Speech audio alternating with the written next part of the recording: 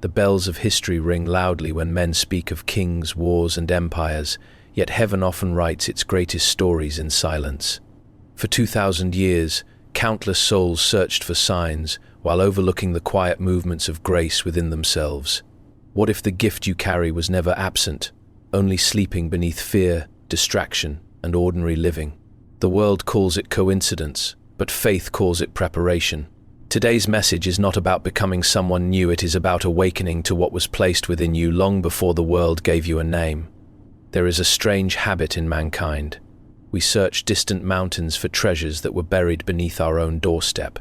We cross oceans of thought, build towers of learning, and gather the language of wisdom, yet often remain strangers to the very thing heaven quietly planted within us. The tragedy is not that the gift was taken away. The tragedy is that it was forgotten. Forgotten things are more dangerous than lost things. Because what is lost sends us searching, while what is forgotten allows us to live as though it never existed. For centuries, people have spoken of divine wonders as though they belonged only to ancient pages and vanished generations. They imagined that spiritual greatness lived with prophets, saints, and those whose names survived the passing of time. They look backward with admiration and forward with longing, never considering that the same breath which stirred hearts long ago may still move quietly among ordinary lives. History becomes a museum instead of a mirror. We stand before it, studying the figures inside, while failing to recognize ourselves in the reflection. Yet heaven has always hidden its finest works in humble places. Seeds disappear beneath soil before they become forests. Rivers begin as small streams no eye considers important. Even the dawn arrives quietly while the world still sleeps. The pattern is unmistakable. What is precious often enters unnoticed. Why should the spiritual gift be different? Why should divine purpose arrive with thunder when so much of creation speaks through whispers? The world trains men and women to notice what shines outwardly. It celebrates achievement, position, applause, and visible success. From childhood, people are taught to measure value by what can be displayed, but the soul was never meant to be measured by public scales. Some of the greatest callings remain invisible while they are being formed. They grow in silence, hidden beneath disappointment, loneliness, unanswered questions, and long seasons where nothing seems to move. A man may think he has been abandoned when he is merely being prepared. A woman may believe her years were wasted when they were actually preserving something sacred beneath the surface. Heaven often covers its gifts with ordinary days, so that pride cannot claim ownership of them too early. Imagine a lamp placed inside a room that has remained closed for generations. Dust gathers, the windows darken. Those who enter assume the room was always empty because they cannot see what still waits there. Yet the lamp itself has not ceased to exist. It simply waits for someone to strike the flame again. So it is with the forgotten gift. It remained through every season of doubt, every moment of fear, every year spent chasing lesser things. Many souls spend their lives asking, "Why do I feel that something is missing?" They pursue success, possessions, recognition, and endless distractions, hoping the emptiness will disappear. But perhaps the emptiness is not absence at all. Perhaps it is memory. Perhaps the soul remembers what the mind has forgotten. Perhaps there is a quiet echo inside every human heart reminding it that it was made for more than survival. The forgotten gift does not shout. It waits. It watches. It remains patient while people wander through noise and confusion. It understands what humanity often forgets. Time does not destroy what heaven has ordered. And so the awakening begins not with the discovery of something new, but with the recognition of something ancient within you, something that stood quietly through every storm, every delay, every unanswered prayer, remaining hidden like fire beneath ashes, waiting for the moment when remembrance would finally become stronger than fear. For once remembrance becomes stronger than fear, the soul begins to notice a truth it had overlooked for years. Heaven has never shown a preference for the impressive. Men do. History often does. The world certainly does. Yet the pattern of divine movement has always leaned toward the unnoticed, the overlooked, the ordinary figure standing quietly at the edge, while others occupy the center. Human beings build monuments to power. Heaven, more often than not, builds futures through humility. This is difficult for many to accept because we have inherited the habit of measuring significance by visibility. We assume the chosen must appear extraordinary. Why from the beginning? We expect greatness to enter with certainty, influence, and obvious strength. But the deeper one studies the silent workings of providence, the clearer it becomes that heaven delights in beginning where human eyes see little value. The unnoticed soul lives in a peculiar place. It watches others advance while remaining hidden. It carries questions no audience hears. It learns patience in rooms where applause never enters. Such a person often believes they have been forgotten because their life lacks the signs the world associates with importance. Yet obscurity is not evidence of abandonment. A seed beneath the earth appears inactive to those standing above it. No movement can be seen. No branches stretch toward the sky.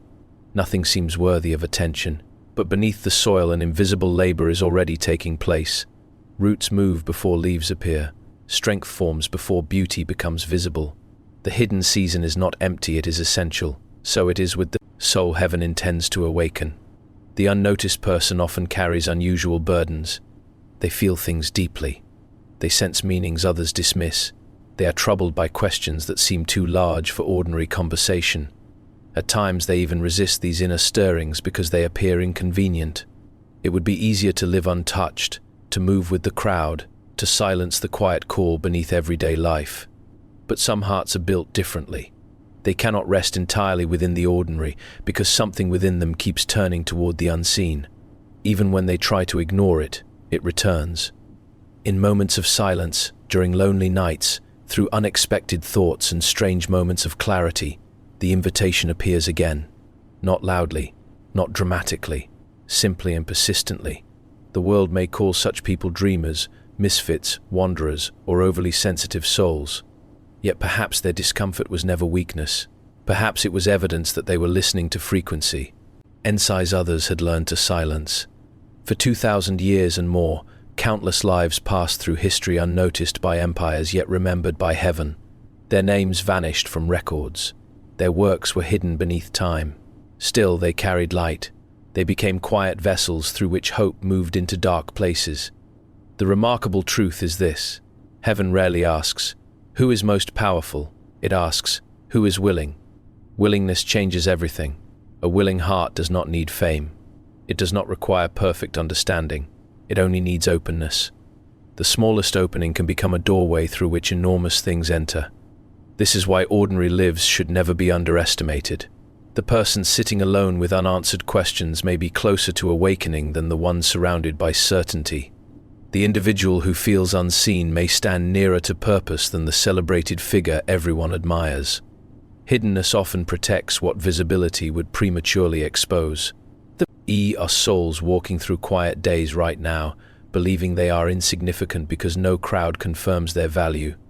They rise, work, struggle, hope, and sleep beneath the weight of ordinary routines. Yet heaven may already be moving within those silent hours. The unnoticed soul is not ignored. It is being observed by a greater witness. And perhaps that is why the invitation arrives so gently. Heaven does not force itself upon the loud places.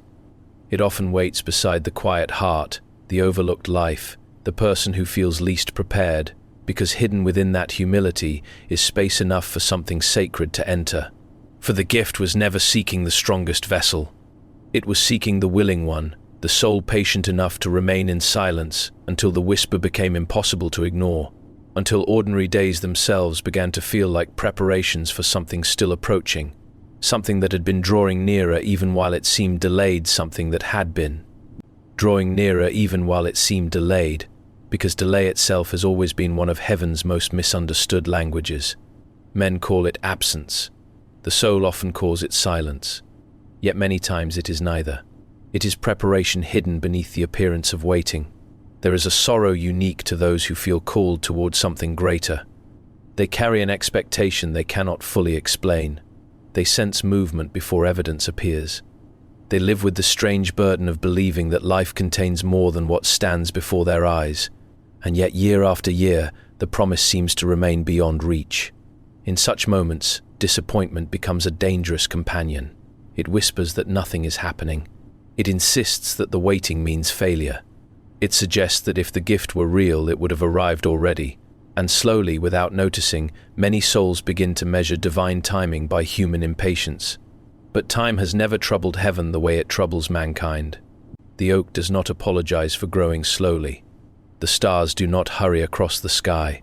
Winter does not become spring because people grow tired of the cold. Creation itself speaks a quiet lesson. What lasts often arrives gradually. Yet humanity fears the gradual. We prefer sudden victories, immediate signs, and quick confirmations. We wish to leap into purpose without enduring formation. We desire the crown while resisting the wilderness that shapes the one who will wear it. But the waiting season possesses a sacred task. It reveals what comfort conceals. In abundance, many things remain hidden. Strength is assumed. Faith goes untested. Character sleeps beneath easy circumstances. But waiting strips away illusion. It places the soul alone with itself. It asks difficult questions. What remains when excitement fades? What survives when answers disappear? What still stands when no visible progress can be found? The person who endures such questions does not leave unchanged. Waiting alters them. At first, the change is painful. Expectations fall away. Pride weakens. The need for constant reassurance begins to loosen its grip.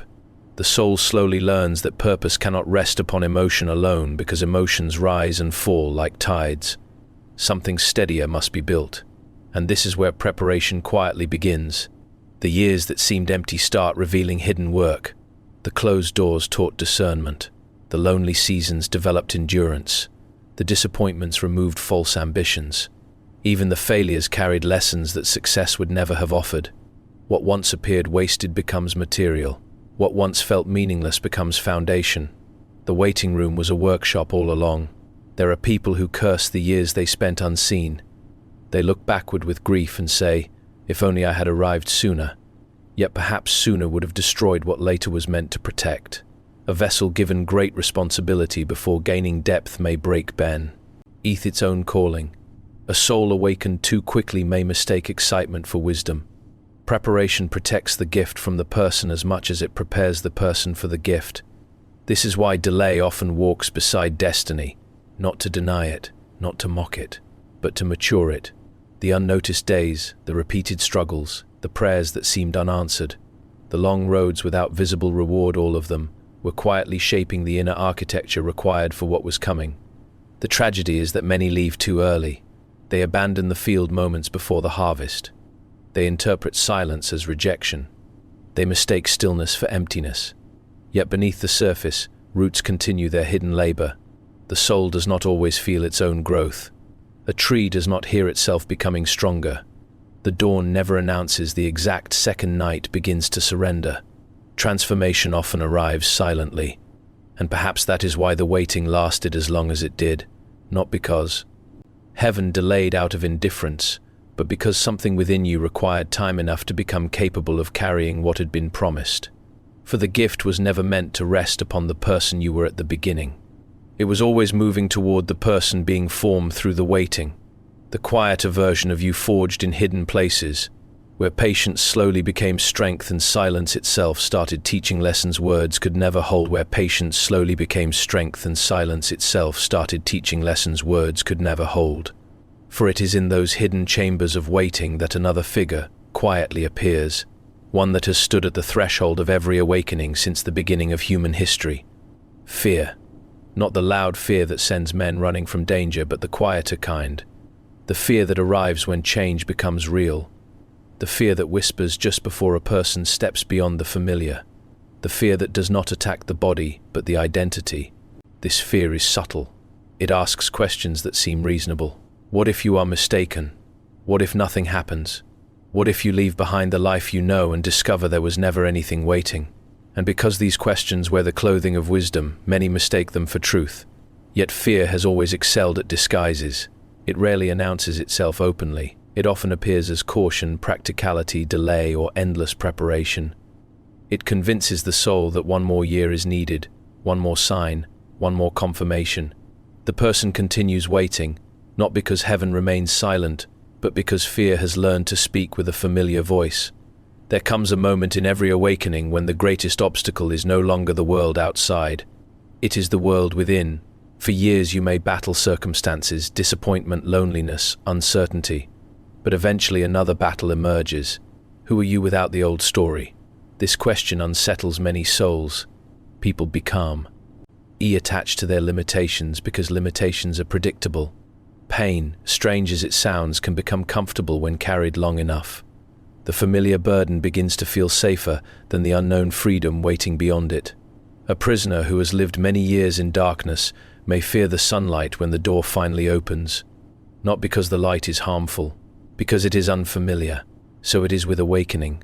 The gift does not merely add something to your life. It demands that something be left behind. Old fears, old identities, old versions of yourself built from survival rather than truth. And every departure creates trembling. The person who spent years believing they were ordinary must now consider the possibility that they were prepared. The one who called themselves forgotten must entertain the dangerous idea that they were being formed.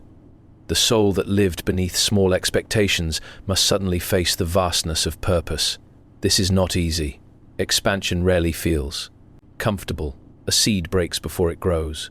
Clay yields before it becomes a vessel. Even the dawn must push through darkness before the sky changes color. Transformation carries disruption within it. That is why fear stands at the final gate. It knows something important. Once a person crosses that threshold, they cannot return unchanged. The old life loses its authority. The old excuses weaken. The old definitions begin to collapse. Fear understands that awakening threatens the kingdom it built inside the mind. For years it survived by saying, "Stay where it is safe. Remain unnoticed. Expect little, risk nothing." And perhaps those words protected you once. Perhaps they helped you survive difficult seasons. But survival and purpose are not the same thing. There comes a time when the shelter that preserved life becomes the wall preventing growth. The soul feels this before the mind accepts it. A restlessness appears. Ordinary routines no longer satisfy.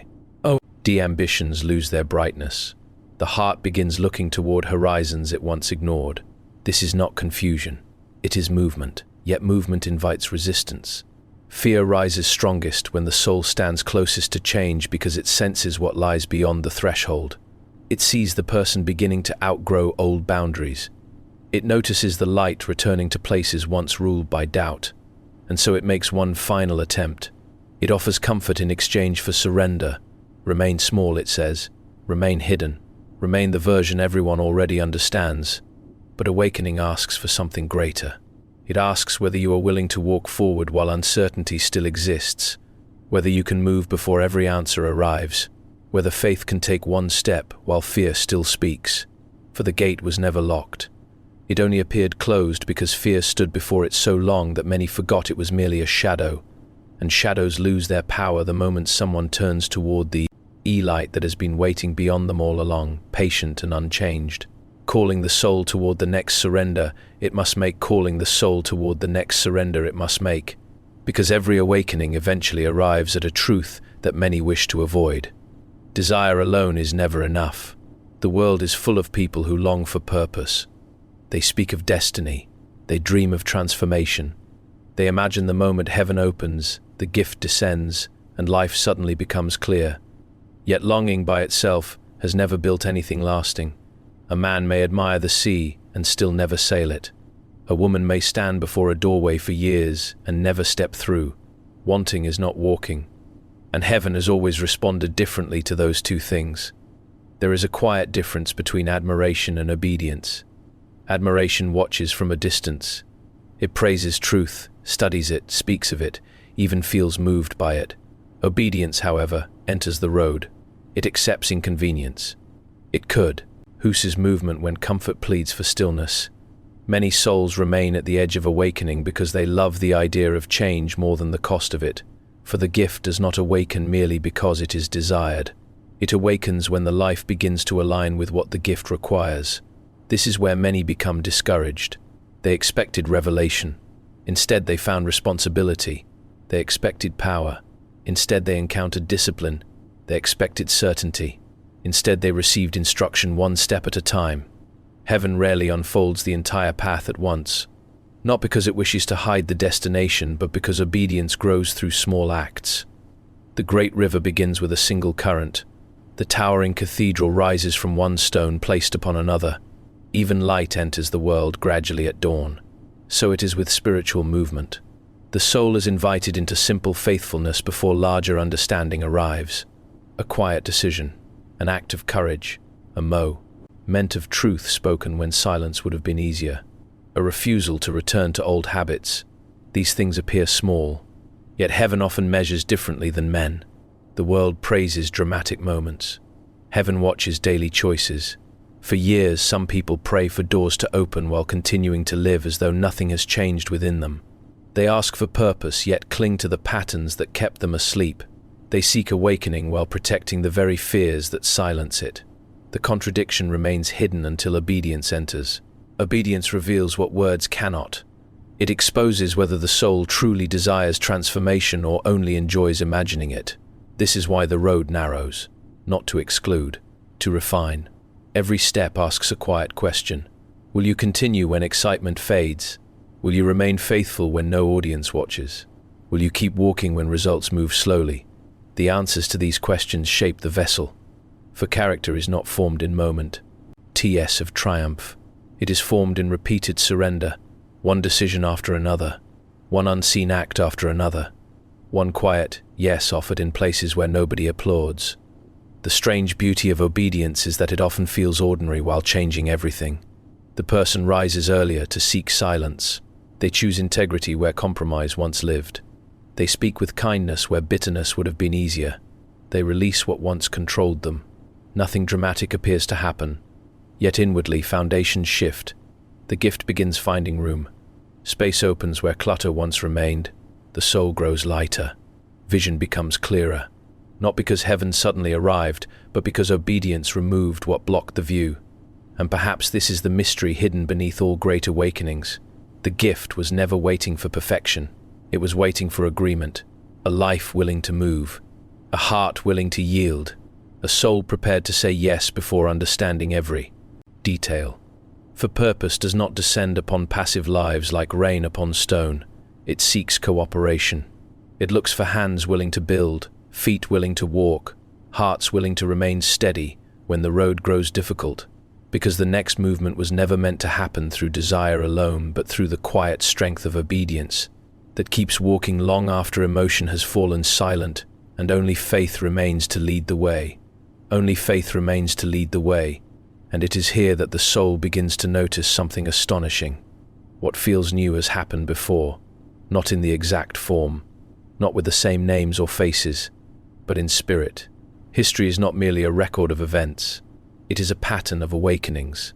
Again and again, across ages long buried beneath dust and memory, heaven found ordinary people standing in ordinary places and invited them into extraordinary movement. Empires rose believing power belonged to them alone. Kings built monuments to preserve their greatness. Cities imagined they would stand forever. Yet time moved quietly through them all. The palaces faded. The banners fell. The names once feared became echoes. Still, one thing remained unchanged. Heaven continued searching for willing vessels. This is the hidden thread woven through every age. Not strength, not status, not influence. Willingness. The world remembers the visible victories, but heaven often begins in invisible places. A quiet room, a lonely road, a season of uncertainty, a heart wrestling with questions nobody else can hear. The pattern repeats because human nature repeats. Fear still speaks, pride still blinds, doubt still delays, and yet grace still calls. Generation after generation, the same invitation returns wearing different clothing. The remarkable thing is that those chosen rarely believed themselves ready. They questioned. They hesitated. Some resisted entirely. Many looked at their own limitations and concluded they could not possibly could. What was being asked of them. They saw weakness. Heaven saw space, for fullness leaves little room. But humility creates openings. The empty cup receives what the overflowing hand cannot hold. This is why history keeps surprising mankind. Again and again the expected vessel is passed by. The celebrated figure remains still. Meanwhile, somewhere unseen, an unnoticed soul says yes, and history bends. Not loudly at first. Most awakenings begin quietly. A thought changes. A fear loosens. A truth once ignored becomes impossible to forget. The outer world may appear untouched, while the inner world begins rearranging itself. This hidden movement is often misunderstood. People search for immediate signs, visible proof, dramatic moments. Yet many of the greatest changes begin beneath the surface where no eye can witness them. Roots before branches, foundations before walls, silence before song. The person experiencing this may even feel confused. Old desires fade, new convictions appear. Certain paths lose their attraction. The life once accepted without question begins to feel too small. It is not because the person has become dissatisfied. It is because growth has begun pressing against old boundaries. And this is where the repeating pattern becomes personal. History is no longer something distant. It moves closer. The stories once admired from afar begin speaking inwardly. The same call that crossed centuries now stands quietly before the present moment, not asking whether you are powerful, not asking whether you are perfect, only asking whether you are available. This question changes everything, because availability carries possibility. The willing soul becomes a doorway. The ordinary life becomes sacred ground. The hidden years become preparation rather than delay. Suddenly the past is not merely memory. It becomes witness. It testifies that heaven has always worked this way, finding light in overlooked places, buildings, futures inside obscurity, placing treasures where the world rarely thinks to search. Perhaps that is why your path felt unusual, why ordinary explanations never satisfied, why certain questions refused to leave. The pattern was already moving. The invitation was already near. You were not standing outside the story. You were approaching it. For history was never meant to remain behind you like a closed book upon a shelf. It was waiting to become a mirror, reflecting the ancient movement of grace into the present hour, where another willing vessel stands at the edge of awakening, unaware that the final purpose of the gift reaches far beyond the self that first receives it, unaware that the final purpose of the gift reaches far beyond the self that first receives it, because heaven has never scattered light merely so one lamp could admire its own brightness. This is where many awakenings reach their greatest test. The soul discovers the gift, the heart begins to change. Hidden fire returns, and quietly, almost without noticing, another temptation appears.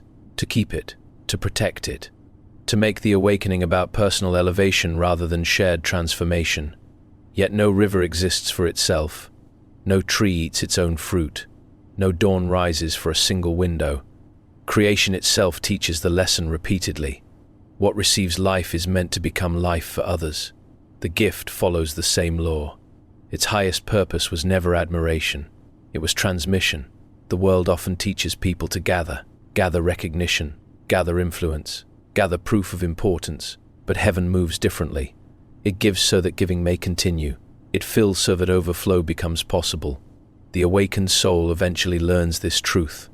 The gift grows stronger when it leaves the hands that first received it, not through possession, through service. This realization changes everything. Suddenly the years of waiting gain meaning. The loneliness becomes understandable. The hidden preparation reveals its purpose. You are not being shaped merely to survive your own storms. You are learning how to stand inside someone else's. The tears you carried taught compassion. The silence taught listening. The disappointments taught gentleness. Even the wounds became teachers. For pain, when surrendered, often becomes the language through which mercy speaks. There are people walking through darkness at this very moment who do not need perfection. They need light, not blazing light that blinds. Steady light, human light. The kind carried by someone who remembers what it felt like to wander. And perhaps this is why the gift remained hidden for so long. A gift revealed too early might have sought applause. A gift matured through suffering seeks people.